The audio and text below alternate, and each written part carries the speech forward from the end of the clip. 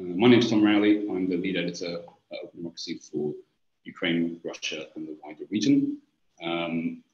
Once again, please let us know where you're joining from. It's great to see so many people here. We had quite a lot of interest in this event, and I see we have roughly 40 participants, which is wonderful. We do want this conversation to involve as many of you as possible. So if you do have a question for us already, please drop it in the chat or in the Q&A. In the Q&A box, and if you're watching us on Facebook, I think there's also an option to leave a question there. This event is part of a new live event series, which aims to discuss the fallout from Russia's invasion of Ukraine. So please do stay in touch with us. There'll be more events in the future, and there's already an event lined up for the end of this month, which will be about why Russian society supports the war, and there'll be some details in the chat box later on. But for now, I think we can already start beginning to turn to our panelists. I'm really pleased that we have such a wide range of expertise on our panel this evening with Katerina Semchuk, our Open Democracy Ukraine correspondent, Natalia Lomonosova, who's an analyst at the Ukrainian think tank Sedos, which is a really fantastic and amazing think tank. I urge everyone to check out their work. It's really informative. And finally, we also have Luke Cooper, who, Luke, correct me if I get this wrong, is an associate professorial research fellow with the London School of Economics, specifically with the Conflict and Civicness Research Group. And he is also director of Peace Reps Ukraine program. Luke, I should also say, recently put on a fantastic conference in London at the LSE called Solidarity with Ukraine, Building a New Internationalism, which brought together a whole range of civil society practitioners, researchers, and activists to talk about the fundamental challenges posed by Russia's invasion, which we were also pleased to partner on. So without any further ado, I'm going to read out 3 statistics that I think reflect the scale of the cost of Russia's invasion of Ukraine, and then we're going to turn to Luke initially to help explain that, and then to our colleague Katya, and then to Natalia. So these are some statistics from a recent World Bank assessment, a needs assessment of the invasion of Ukraine. The first one is that direct damage caused by Russia's invasion has reached over $135 billion.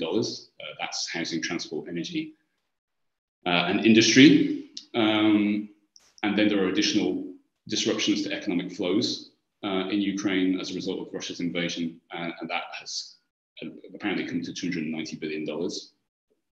The poverty rate, as a result, from 2021 to 2022, has increased from 5.5% to 24%, pushing an additional 7 million people into poverty. That poverty rate is calculated on people living on less than $6.85 a day. Obviously, there are concurrently millions of displaced people in Europe and in Ukraine. That's 8 million displaced in Europe and 5.4 million internally displaced in Ukraine. And finally, the cost of reconstruction is currently estimated by the World Bank at $411 billion. So hopefully those statistics, in case you require a demonstration of just the enormous damage caused by Russia's invasion, give you a sense of the scale.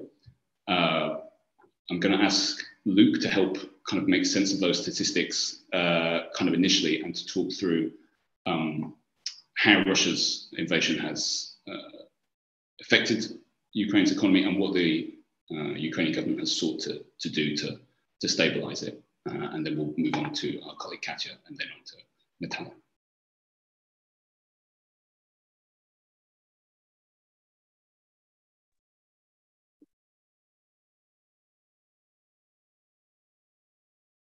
Hi, sorry, can you hear me okay, Tom? Yes, you're coming through okay for me, hopefully for everyone else too. If there are problems with the audio, please do say in the chat. And greetings to everyone once again. Yeah, sorry, I'm really sorry. This hasn't happened to me before, but I seem to be having some problems with my connection today. Apologies, everyone, and it's a pleasure to be here. Thanks for your understanding. Well, I guess the first thing to say is, Ukraine obviously isn't fighting a war of choice. It's fighting a war of necessity, and it's doing an incredible job. Its military campaign has been absolutely exemplary, and you might even argue that Ukraine is winning this war. I mean, my big overriding concern in these discussions is that those successes on the battlefield are being undermined by a terrible situation on the economic front, or what we might call the home front. As you've already kicked us off by mentioning, Tom, we have a situation where something like, 1 in 3 or 1 in 4 people, there's some uncertainty in the data, who are looking for work are unable to find it. And we have really steep austerity in public services. And that's building this social crisis in the Ukrainian economy. And because I think it's been so long since an all-out conventional high-intensity war of the type we now see in Ukraine has happened, with two relatively evenly matched sides and with Western involvement on a very large scale, it sometimes seems like there's no one around, at least in the Western policy world, to tell them where they're going wrong. I mean, after all, when Western states fought their own all-out wars in World War II, they recognized broadly that markets couldn't function in all-out war scenarios, and instead labor and capital needed to be centrally directed to the demands of fighting the war using planning mechanisms. And Ukraine, by contrast, is using a mix of limited centralization measures in an overall market-based response to this crisis. And at the moment, I think it's not working, so something has to change. Thanks very much, Luke. I just wanted to point out that Luke recently authored a report, recently in December, Market Economics During an All-Out War, I believe was the title, and it's a really useful guide to some of these issues. So I urge everyone to check it out. We're keeping it short just at the beginning. I'd like to turn to our colleague, Katerina. So Luke has just kind of painted a picture of, obviously the very valiant efforts by the Ukrainian army resisting the Russian invasion, but that being undermined by austerity economics on the home front. Katya, your work, I think, really kind of plays out, how to put it, touches on the human cost of what on the socioeconomic side, and how people are navigating the kind of social crisis that has been caused by Russia's invasion. Could you pick out perhaps one story that you think illustrates this? Just for us at the beginning, because I think that's really important to keep what Ukrainians are actually going through as a result of the invasion at the forefront of our minds. Yes, hello to everybody. Thank you for joining. And yes, me and basically our team at Open Democracy, we've been concentrating in my reporting on human side of the crisis that Russia's war is causing in Ukraine. And recently I've been working in Open Democracy since July last year, and recently we've been more concentrating on the austerity side of things, with worsening economics and the budget being really in deficit last year, and this year financed in half by international support. The state obviously introduced serious austerity measures, and I should say that Ukrainians on their side really understand and support the measures that the government is taking, understanding that the country is at war, but at the same time these are real consequences that will affect people in Ukraine. And at the moment I'm working on a story in education sector of which is one of the 4 major pillars of state budget financing. And here, I'm discovering, and you should follow the Open Democracy, and the story will come out soon, that teachers might face in some areas like rural where there's less of population of maybe 2 months of salaries not being able to pay, and in fact the austerity measures are affecting the local local communities and their governments, which are responsible for introducing those cuts, and oftentimes who have to pay from their own budget. Thank you, Katya. Yes, Katya has just described a piece of work that we're aiming to release hopefully later this week, which is about how Russia's invasion has put a huge amount of pressure on public finances in Ukraine, and how those costs are being kind of transferred onto everyday people, largely through the choices about what to finance and how to finance it being passed on to local government authorities. And I think that's a thing that we'll come back to shortly. I want to move to Natalia Lomonosova now, once again from SEDOS, a really important think tank. I urge you to check them out. Natalia, we've heard from Luke about the kind of general response and the general cost we've heard from Katya so far on how that's playing out in Ukrainian society. Could you offer your thoughts on the kind of social policy measures that the Ukrainian government has been able to take in order to kind of cushion the blow of the invasion for people so far? Yeah, of course. Thank you also for invitation to this discussion. I think that the question regarding the measures that could be taken is, of course, connected to the question of the budget revenues and taxation and economic situation. But also, I think it's a political question, right? So, and I think this is something that's missing from the picture we have now in Ukrainian media and in general in public discussion. Maybe we will talk about this more today, that we talk about the problems with budget revenues, we talk about the problems in economy, and we are talking what kind of spendings we should reduce, what we should cut. Recently, for example, the political party, like the ruling party, Servants of the People, started to talk that maybe we should cut the benefits for the veterans, so that before in Ukraine, veterans had lifelong allowance, some social benefits, but now we are discussing whether to abolish them and introduce some kind of scholarships that will be paid only for 3 years after the mobilization, and that's all.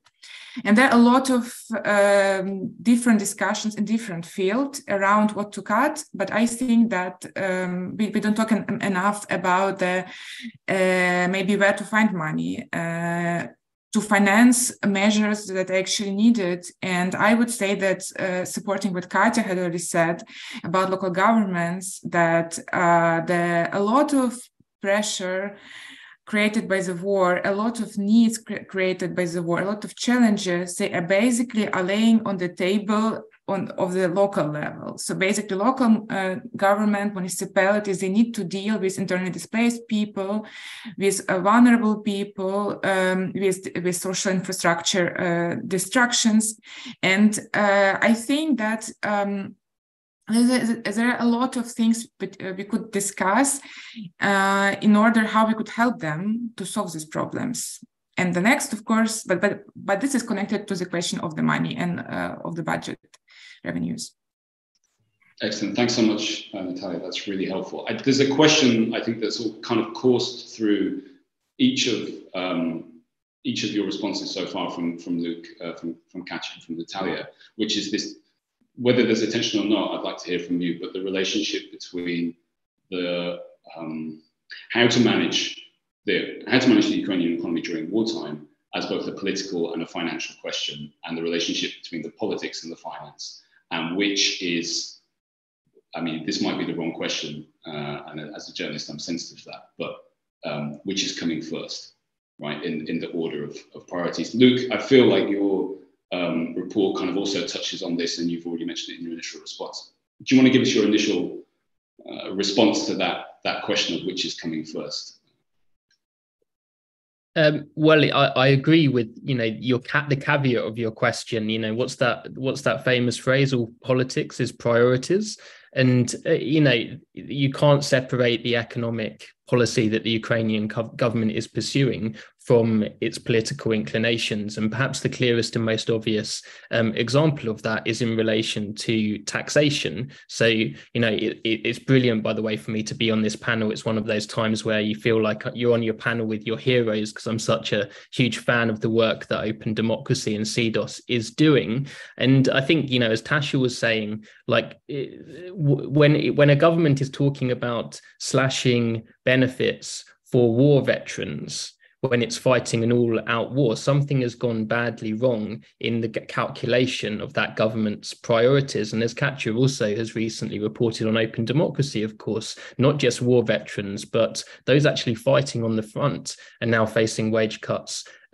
too. Now, I think there would be, for those of us looking at this from the outside, I guess we would be more inclined to sympathy with the Ukrainian government position on this if it hadn't, in the course of the war, launched this discussion of radically cutting taxation, which just seems outwardly mad. Viewers and those on this Zoom call, might be familiar with the 10-10-10 proposals that the government has made, and that's reducing corporation tax, income tax, and VAT to all of the same level of 10%. And that just seems outwardly stunning. It completely defies logic or any historical precedent for a country in this situation. I think we're going to come on later to talking about the IMF, so I won't mention that right now. But just to finish on this point, what the Ukrainian government has space to do is the opposite. I think the Ukrainian government has space to increase taxes. It has space to create, in the course of the war, a progressive system, so moving away from its current model, which is a flat tax system, and ensuring those on higher incomes are contributing more to the defense of Ukraine, including its social security system as a central part of that defense. And it's those kinds of remedies I would like to see the Ukrainian government thinking about. And I think there would be broad support for it. On the self-employed level, the income tax rate goes down to just 5%. And then there's an additional war tax, again, flat, of 3.5%. These are exceptionally low levels. And I'm sure many of those who are working on self-employed contracts in the middle classes, who are earning a lot or relatively a lot for the Ukrainian economy, would be quite happy to contribute more to their country's defense. Thanks very much, Luke. Yeah, hopefully we will have time to come back to the IMF later. IMF is a big issue, and I think obviously the staff level agreement report has not actually been not been released just yet for the current situation. So we don't have all the details about IMF, but certainly things already to be discussed. I think there's a interesting and perhaps a whole discussion in itself that comes out of your remarks there, just Luke, regarding what Ukrainian society is perhaps ready for, what they're interested in, and what the mechanisms are actually for kind of surfacing what people are ready for. And actually, I would like to. I'm not sure who I should turn to. I know that both Katja, my colleague Katja, and indeed Natalia most likely have very good points to make on that issue. I'm going to go with Natalia first, because I know that we discussed this recently, and I know that CEDOS has some data on this first, and then maybe Katja, we could go to you. So Natalia, please.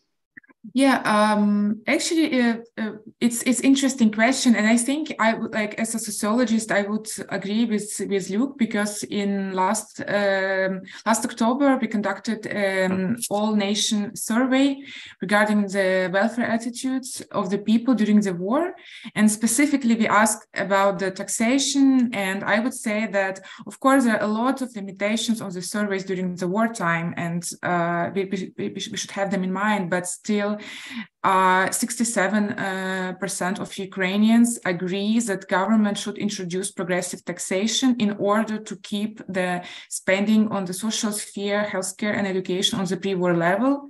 It's quite a significant number, and there were no actually statistically significant differences in the answers of those people who are employed and those people who are self-employed. So basically, self-employed people also thinking that people with higher income should pay more. So I think definitely we have the base, we have the social support, and actually government could introduce some measures like that. But there is another thing that I would like to underline from the view of social policy, that what we have now is this increasing austerity policies and increasing measures connected to means-tested benefits. We have them before the war, introduced by different reforms. And I think there is a high risk with introducing such measures, not only in terms of general accessibility of social assistance and social benefits, but also in the view of political support. Because if we will go far away with means-tested benefits and only a small number of people will actually get some benefits from the state and will enjoy some social assistance, then actually we will not have the support of the middle class in introducing progressive taxation. Because why would I support paying more taxes for social spending on other spending if I wouldn't benefit from it? I mean, I think there is a kind of this circle logic that we need more money for social spending. For that we need to increase taxation. But if we go reverse logic, then actually this support will go only on this support will only decrease with the times, unfortunately. Thanks very much, Natalia. There's a question in the chat which I think is a kind of spin-off question from this, and I'm going to ask Katya if you could help answer it. Actually, I think that would be really useful. It's from Anthony Barnett, who's actually Open Democracy's founder, or indeed co-founder. I'm not sure what the correct term is, but founder or co-founder. And it is, what is the political debate within Ukraine like on these issues? I can understand that debate over military strategy is censored and or suppressed, but are the extraordinary economic and taxation policies debated vigorously in Parliament and the media? Katya, could you offer some thoughts on this question, if it's all possible? I think actually the media is particularly interesting. Ukrainian media on these issues in general is particularly interesting, perhaps for our listeners to understand. Yeah, I could introduce my limited understanding of to this question. Well, I generally feel like it's probably from my reporting, from my personal also feeling is that Ukrainians, there is no vast or debate on this these measures that the government is taking, and I feel like a lot of Ukrainians are even sometimes surprised by the actions that the government, that they are following all of these changes that had been planned before the war, and they going through with them, and with arguments they also used to push them. I feel like the Ukrainian society is still more concentrated on the outer enemy, which allows these changes to go through sometimes without any notice, and there is post-reaction, I guess, to those measures. And as Luke previously mentioned, I wrote about soldiers and their pay cuts. Only from February, only soldiers they are fighting. Basically, the government introduced rates to soldiers based on their level of risk, and only those who fight at the front lines receive the higher pay, and all the rest reduced or the basic. And there was basically no outlash against these changes, because these are soldiers and they are involved in, obviously, in a war, but also because I think the open conflict with the government at the moment isn't popular, and there is a sense that maybe something will change in the future to better. Thanks so much, Katya. I think that's really useful to know. I'm going to encourage our audience, if you are listening, watching, please, if you have some questions, I think we'd love to receive them. We received some initial questions as part of the sign-up form. I'm going to take a look at those in just a second. But if you do have questions about what we're discussing right now, please jump in with your questions. I think it'd be great to see them.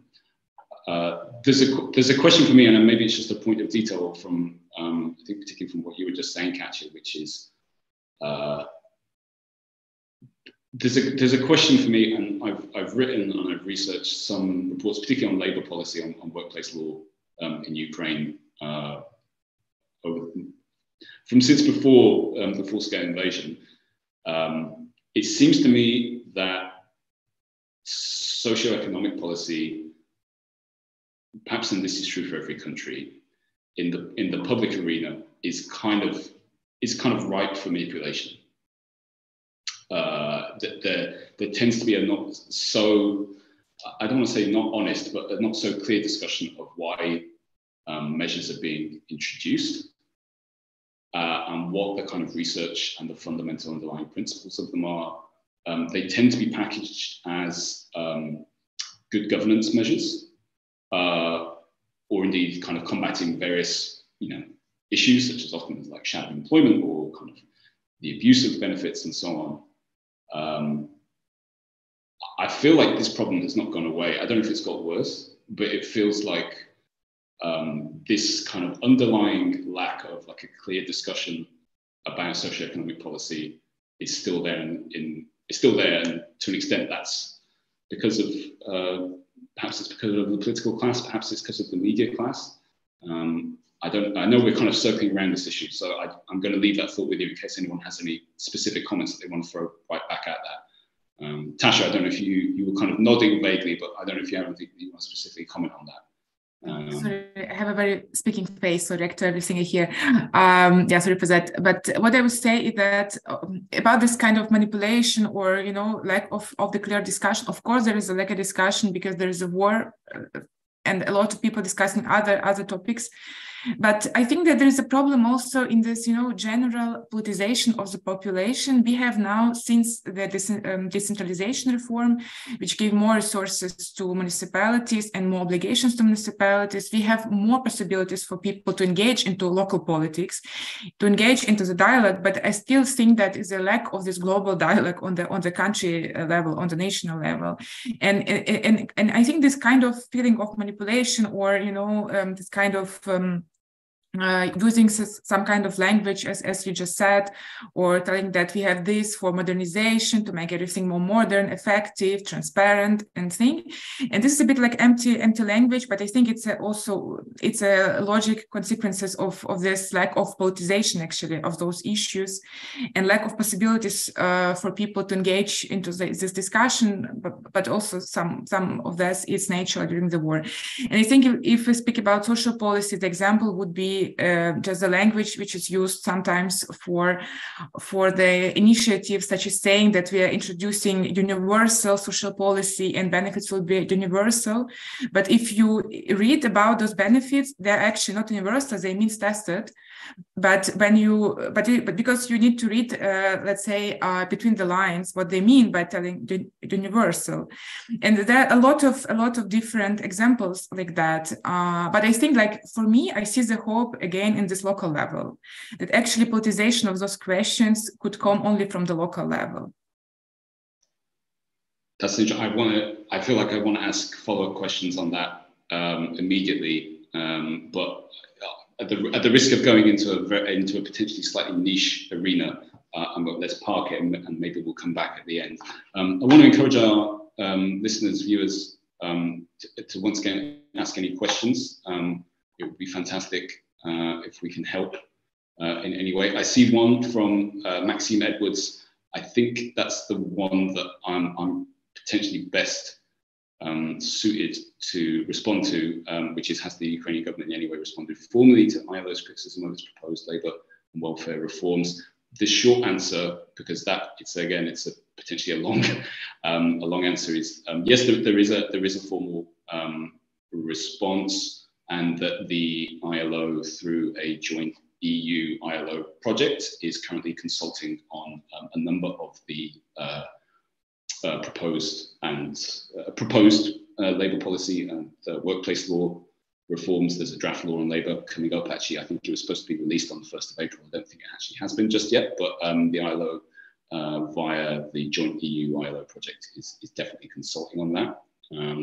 So that the process of kind of tightening, shall we say, or kind of editing that law is ongoing. the caveat is that Ukraine's labour laws are a long-standing source of reform attempts. I think it's fair to say there have been numerous attempts to reform them over the years, and it's been quite a political football between government and the trade unions.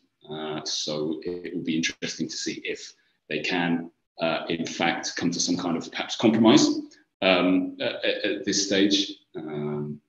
I recently did a story which talked about the way the EU is interacting with this issue, and Ukrainian union leaders were broadly said that they understood the need for suspension during wartime, but they were concerned about what would happen after the war. So that's important to bear in mind. And actually, that point about after war, I think I can stop abusing my position as chair, and this point about after war, and we can go to another question which came before, which came in the kind of sign-up phase, which is, are there any positive or perhaps less positive examples of post-war reconstruction that Ukraine could learn from? And I think that might be a question for Luke, actually. I'm sure Luke has something to say on this. Well, yeah, I think I do. I mean, the obvious case is the aftermath of the Second World War in the West, where I think there's lots of takeaways that it was recognised that finance ran out of control and that trade and industrial production had to be prioritised. It was recognised that external aid, was fundamental to the recovery of war-ravaged states in Western Europe. It was recognised too that technology transfer and partnerships between leading American industrial producers and allies in Western Europe was a key part of the recovery. So I think at the moment, my big concern to dial back from the examples back to Ukraine is that I think in the run into the London Ukraine Recovery Conference that's taking place in June, I'm quite involved in some of the discussions around it. And I have to say, I feel that there's an air of unreality about the whole question of recovery at the moment. I mean, there's one question of what a recovery sometime in the future should look like. But I think there's a second question that, Zelensky, since last November, I believe, the president's office has said we're starting the reconstruction now. I think that's completely understandable, and correct in principle. But of course, it raises the question that you need a reconstruction that's tailored right now to your demands of what you need economically in order to win the war and defeat the Russian invasion. And I'm afraid in some instances and cases, I mean, that's clearly not happening. I was in one discussion recently, and I'm honestly not joking here, and it's not something I would joke about, but where one city, and I don't want to name the particular administration because I think that would be unfair, but has been inviting architects, Italian architects in this case, over to discuss the reconstruction of the city. And the Italian architects have come up with this wonderful idea of building a living wall. You've probably seen these, they're very gimmicky. And I was thinking in these debates, like this discussion, what's happening here?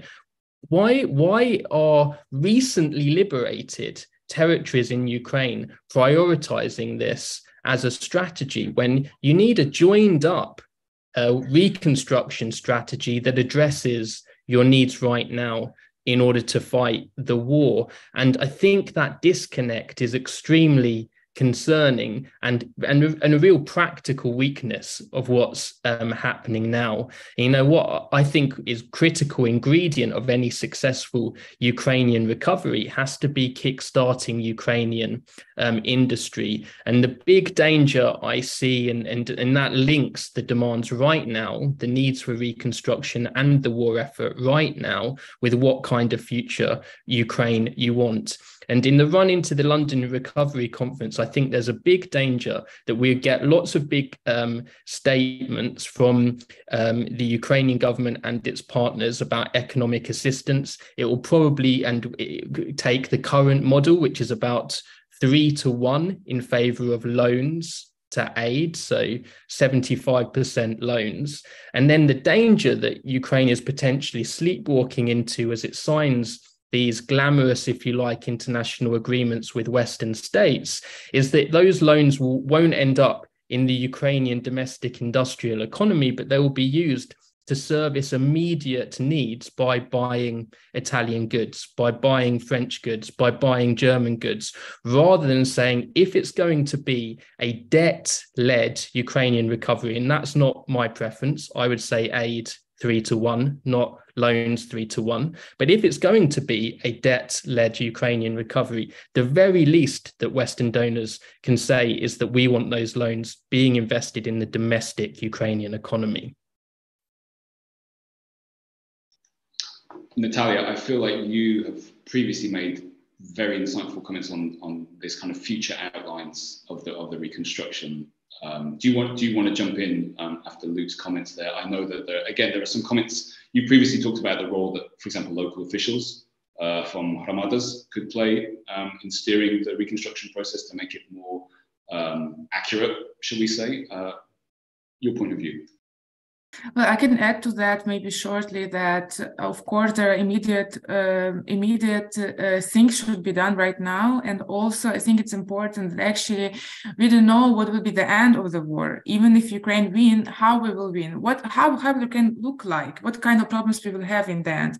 And I think like we need to deal with reconstruction, having this ongoing problems, let's say ongoing challenges, and also having this pretty kind of vivid picture of the future. And I think it's very challenging for planning in any way.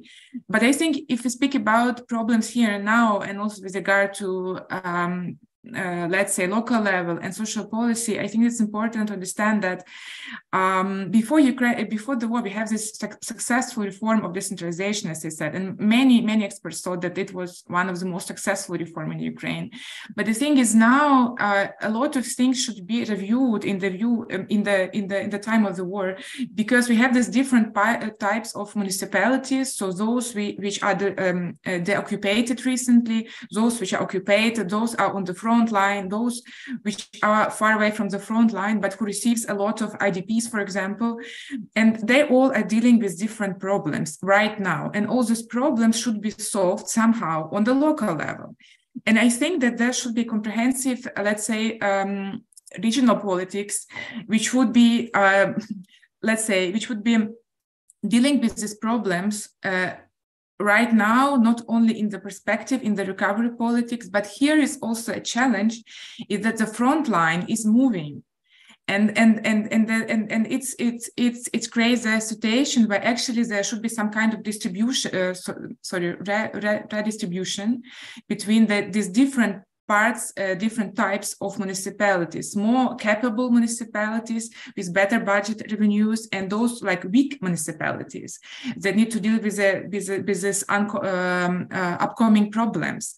Because before the war, each municipality plans its budget for the problems of its own population. And now some communities in the Western Ukraine, they get so many IDPs, but there is no workplaces already right now. So there should be some kind of more comprehensive politics, I think. And I think that, again, if we talk about this kind of social benefits and payments for IDPs, like a support for them, like this monthly allowance, which is super small, but still, or some kind of other benefits, we usually talk, not we usually talk, but it's being discussed in Ukraine that maybe we should cut them, we should make more incentives for people to go to work instead of receiving benefits, but there should be some infrastructure for that. And who will create this infrastructure? Who will create these workplaces in these communities in order people go to work and stop receiving benefits? Who will create social infrastructure in order mothers could actually join the labor force again? So I think that there should be, I also agree with Luke that it's right to talk about reconstruction now and to begin now, but I think that we should do it, let's say, step by step, and concentrate on the problems that we have already in Ukraine, and not only on the new architecture solutions for the new cities and bright future. Could I ask a question? You were encouraged for this, Tom, right? Just checking. I'm not. Just everyone knows we were encouraged to ask questions. But I mean, maybe Tatasha or Katerina, both of you in a way, or maybe Katerina could take it. But I was interested in whether are there debates and arguments like unfolding between the local government and central government level, because everyone from all parts of the political spectrum in Ukraine is always, and internationally, Me Too, everyone's for local government participation, consultation, devolution, democratization. Everyone's in favor of it, but it's easier said than done because the economic interests of individual municipalities can often clash. And when economy is contracting, you'd kind of expect there to be arguments and clashes about the distribution of resources. I can just, again, I have, I think, limited knowledge on this, but in my opinion, I think Tasha will also follow up, but there's no open clash, and I think oftentimes still regional governments and politicians, they rely on the central the center to tell them what to do and how to. Oftentimes they're limited by the laws, which are not still adjusted to their realities, like, for example, also in education. But we have seen some of the clashes, but based on how they manage the response to the war and based on more their patriotic views, and also corruption. We've seen this in Dnipropetrovsky region. But not on, I would say, redistribution itself. But Dasha, maybe you have a different opinion. I don't have so much things to add to this, but one thing I would like to add about this international aid, actually, which I think is really important, is that now we have increasing amount of different projects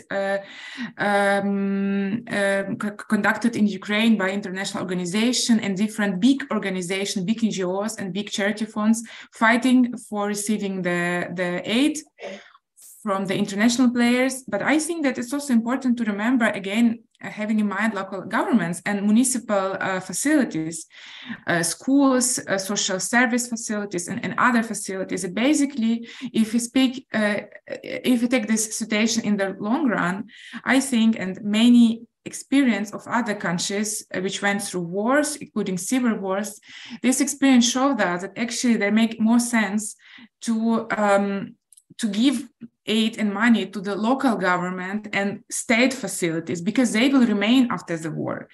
It's better to increase their capacity to solve the problems than to ask, let's say, NGOs to solve these problems, or some international organizations, because they will, when the war will be ended, they will be gone. And the local institutions will be there. So basically, we need to work on increasing their availabilities. Of course, the corruption is a problem, but I also I think it's wrong when we portray all local municipalities as untransparent and corrupted, because I think the situation is more nuanced, and also it highly depends on the economic situation in concrete community. Thanks very much, everybody. We have around 10, maybe just over 10 minutes left, so I want to take a few more questions from our audience. I feel like there's never a good time to talk about the IMF, but I feel like now there's a good window perhaps just to talk about the IMF very briefly, because I think actually this is something that many people are interested in, not least of all because of the myths, but I think also the realities are quite relevant. And we have a question which is from Matthias, which is, what do you make of the recent IMF deal and the potential economic prescriptions that come with it? Luke has expressed his readiness to answer this question. Yeah, I mean, with caveats, I think it dropped like 4 days ago, and it's 164 pages, and it's the type of document you really need to have a seminar of experts to sit round and chew over, because a lot is hidden in the detail. So I think the top lines, and this relates to another question around the strategy for fighting inflation. The top lines of the IMF agreement are basically twofold, and they're both, I think, in different ways fairly positive on the top line level. The first is that the IMF has pretty much said to the Ukrainian government that it expects it not to irresponsibly cut taxes. And that basically rules out what I mentioned earlier, the 10-10-10 proposal, and that the Ukrainian government should be prioritizing revenue, what it calls revenue mobilization from society to fund the war. Now, in private, I know that the IMF had gone further than that and had proposed that the Ukrainian government should, in IMF jargon, be looking at progressivity. So actually pushing the Ukrainian government along similar lines to what I was saying earlier, but it didn't get that into the agreement. Secondly, the IMF is not keen, and I think I understand their concern on this one, with the printing of money, heterodox central bank policy in order to fund deficits that the central bank resorted to on a couple of occasions last year, a few occasions in order to fund the deficit, and they're promoting war bonds instead, which is a similar model to the Allies used in the Second World War. So those are the top lines, and I think that they are both okay. But the further additional problem is that the central bank, in tandem with the government, is recognizing that inflation is a fundamental problem in a society at war because of war-induced scarcity, and that always makes inflation a big problem. And their response, as one of the questions in the chat said, is that we need to ratchet up interest rates and we need to pursue government austerity. And that's a very classic Thatcherite monetarist strategy for fighting inflation. And it's trying to do everything possible to avoid an alternative strategy, which would look like the state taking over the economy in order to direct capital and labor to the demands of fighting the war, as I said earlier. And I think the problem that the Ukrainian government are in general is that they push options off the table. So, they want to fight, they don't like the oligarchs, but the oligarchs control so much of Ukraine's industry, but they realize that the oligarch control is a problem. So then they favor SMEs. Well, what do you do about Ukrainian industry? They don't pursue antitrust or competition law measures to deal with the oligarchs, but because they're fearful of the economic implications. And then they instead say, well, we talk about foreign investment as if that's very likely in a country that's fighting a war. So you see how they kind of push options off the table and end up in this kind of logic. And then I guess the last thing I would say on the IMF deal, because I don't want to come across as naive about it. I mean, the biggest red flag for me is that they say in the report they encourage the Ukrainian government to completely get rid of collective bargaining and make relations between an employee and employer a matter of civil law. So there should not be no collective agreements. That's in the agreement, I'm afraid. And on the basis that this will somehow increase the tax revenue for the population. So that's just for the government. I mean, that's just completely absurd. Like good quality unionized jobs where the workers are paid according to pay as you earn, not fake self-employment or anything like that, are much more likely to achieve the report's aim of tax revenue mobilization. And there isn't much in the agreement about privatization. And it's just about the process of privatization. But there, I think the big thing to say is that the other IMF agreements still exist and they're still part of the same package. So although there's not much in this one, that's still there as a background to the current policy debate. Once again, the IMF is a huge issue. So thank you, Luke, so much for kind of condensing it down for us in that way, and particularly about the collective bargaining. That's particularly interesting. I feel like there's a segue here to a question from Alfredo. I'm going to attempt to make the segue, and I would just encourage everyone who's watching and listening, if you do have questions, please ask them. We're going to wrap up in about five to 6 minutes, I think. And the segue is this, which is on the one hand, it's interesting that there's this criticism or prescription against collective bargaining in the IMF report, because at the same time, obviously, the EU, with its focus on the social market economy, is ostensibly promoting social dialogue and partnerships between trade unions, employers, and government as a way of trying to make a fairer, more coordinated economic policy across the EU. But also that applies to candidate states, and the EU, as we reported, on the one hand, regularly encourages Ukraine to kind of follow social dialogue principles, while not, at least what our sources tell us, not attaching so much weight or influence to that question. So it'll be interesting to see how that plays out. But the segue is that on the one hand, you have the IMF, and on the other hand, obviously, you have the EU with a very different, perhaps less weighty message. And there's a question here from Alfredo, which I think really ties into this, which is Naomi Klein, the writer and activist, talks about the perils of free market reforms in the wake of events that level society on a grand scale.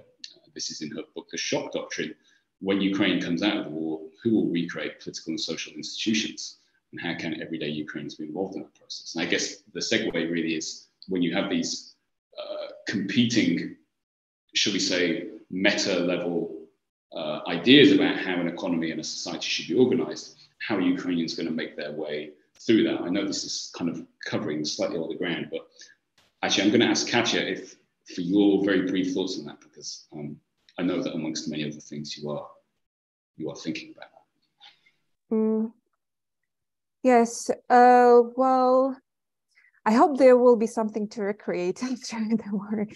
And not because who wins, or also because after all this politics that we will endure during this war and changes, I wonder at what point we will end up when the war ends.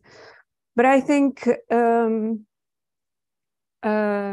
Ukraine, the government has its own vision of how Ukrainians should be involved in recreating the social and political institutions, and obviously they would like Ukrainians to work, and also veterans or those soldiers who fought during the war.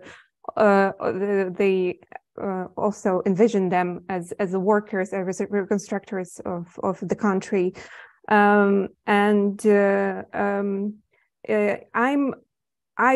from my personal perspective also, I'm at the moment in Zakarpattia, where the region hasn't been affected by the war at all, except by the wave of IDPs. And I see the tendencies of Ukrainians leaving the country, because although they do support Ukraine and love the country, they are not willing to take upon themselves the consequences of the war and economy, and see, and because of also possible rise in tariffs and expenses of life in Ukraine. For some people, it's the way out is their choice. So yeah, I feel like I hope personally that there will be a movement and a motivation. I think the Ukrainians are motivated to reconstruct institutions, and yeah. Thank you, Katya. I think yeah, I'm also hopeful on that front. I feel like we've gone for 55 minutes, and I feel like we could go perhaps for another half an hour, or at least another hour, about this discussion, because I think it's such an important topic, and there's so much experience and expertise on this panel. I would like to encourage our panelists to offer perhaps some final thoughts or some questions that have come out as a result of this discussion that maybe you would like to share with our audience, and then maybe we can wrap up this event. I would just like to encourage anybody who is watching or listening, if you're not a subscriber to our newsletter about Russia's war in Ukraine and its fallout, please do sign up. I'm going to post the link in the chat.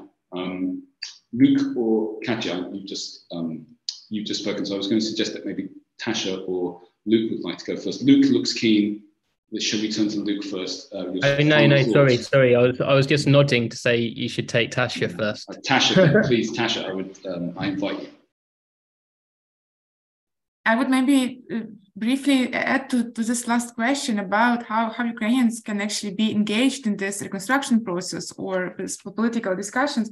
I think that currently the government basically supporting the idea that you can contribute to the victory, can contribute to the recovery either by joining the army or by joining the labor force or like performing in the economical field.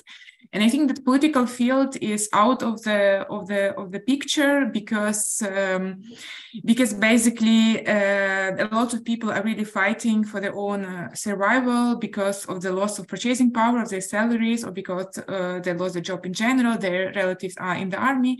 And of course, it's not enough space, your personal space, to engage yourself in the politics. I think after the war will end, the situation will be different. But again, the main question that I have in my mind is that what kind of political forms for such an engagement there will be there in Ukraine after the war, because we have already mentioned the problem with collective agreement, problem with social dialogue, that the trade union don't play this active role that they actually could play in this discussion about the future of Ukraine. There is no kind of, let's say, political organizations of the veterans so far. We will see maybe something will emerge in this field. But and also we see this kind of local movement, volunteers movement and local activist movement, but we also don't know which kind of political form they will have, what kind of participation they will have in the political process. And I think I have some kind of hope in this, because we will win the war thanks to the people, and basically these people should gain some political power. But the way they will gain this power and the political forms which will be there, for me, is still an open question. It's an interesting question, but it's an open question. That would have been a great note to finish on as well. So I'm sorry that I've now got to say my final words, but I was just going to answer. There was a question in the Q&A bit around trade liberalization over the last decade and its impact on deindustrialization in Ukraine. So, I'm really interested in this question. I want to do more work on it. And in terms of like a strategy or theory of change for progressives on this question, I think there is scope for leveraging what other countries are doing. So I think our message to the Ukrainian government should be, well, look, if you want to, in quote marks, join the West, and that's not a vernacular that I'm incredibly comfortable with for various reasons, but say that that's your strategy, should you not be looking at, say, what the US Biden administration is doing at the moment with its industrial strategy, the Buy American policy? And I mentioned earlier, like, I think Ukraine should be introducing something akin to that, that's calibrated to the demands of its war economy, a Buy Ukrainian policy. I think when it comes to industrial strategy in general, I mean, the model country in Europe on this question for coordinating an industrial strategy that supports small and medium-sized enterprises is, of course, Germany. So why not look at that as an example of a country where, yes, you've got lots of, there's this kind of green neoliberalism you find a lot in the intellectual elite in Ukraine, I think, or at least those that I come across, basically supports deindustrialization because they're polluting industries. So you end up with this kind of implicit strategy of more economic integration with the European Union as much as possible, as fast as possible. And if that kisses goodbye to deindustrialized areas, then all the better. And I think what we should be trying to say here, and I say this as someone who's written about authoritarianism, don't just destroy your industrial base overnight and expect it to have good political effects, but also why don't we have a incorporative, inclusive plan for just transition that's modeled something along the lines of the German industrial strategy, that supports small and medium-sized enterprises, that challenges the domination of the oligarchy, and above all includes workers in the debate around the green future that they want to build. Because, you know, in the discussions we've had in our various networks with Ukrainian trade unionists and so on at the Solidarity with Ukraine conference recently, they realized that coal mining is not and should not be around forever. They want to have the discussion around just transition. So let's include them in that discussion. So I think these international networks and these discussions are really important, hopefully, in showing that there's a sort of wider range of intellectual debates and above all supporting Ukrainians on the ground who are promoting those alternatives. Absolutely. Thank you, Luke. And I think this is a great note to end on, actually, with our kind of final remarks from Katya, Natalia, and Luke. Lots to think about, lots to explore, I think, in future discussions. I feel, this is a topic that we've obviously pursued quite vigorously in democracy over the past year, because we felt that it was being ignored, and we felt that it was important, that it was worthy of public debate and discussion, and that the facts kind of mattered in terms of what the Ukrainian government was pursuing in terms of its socioeconomic policy in response and during the Russian invasion. And this is something that we will continue to follow. We think it's important. It has impacts and consequences for Ukrainian society going forward, unfortunately. This has been a fantastic event. I encourage anybody who hasn't, once again, to sign up to our newsletter. We have another live event on the 27th of April, again at 5 p.m. GMT, which will be about why Russian society supports the war against Ukraine. It has two really brilliant Russian sociologists who have really looked at the numbers and the nature of the support for the war. And we'll also be joined by Jake McGlynn, who's just recently released a book, Russia's War, again, about the nature of the support. So I encourage you to sign up. The link is in the chat. And thank you finally to everybody who's joined us and participated in the discussion and offered your questions. It's been really great to have you with us. Thank you for spending this hour with us on a Tuesday evening. I wish you a pleasant evening. And please sign up, donate, spread the word. Thank you.